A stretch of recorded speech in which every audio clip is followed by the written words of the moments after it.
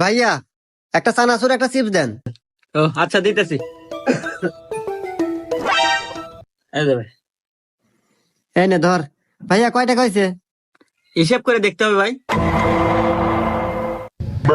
Chips 10 আর একটা চানাচুর 10, মোট 1010 টাকা ভাই।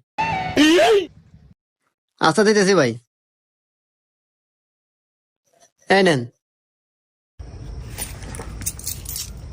এ ভাই এনে না 10 টাকা দিলেন মাত্র।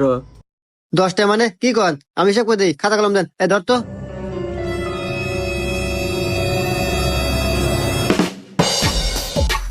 দুই দুই দুই দুই এক এক।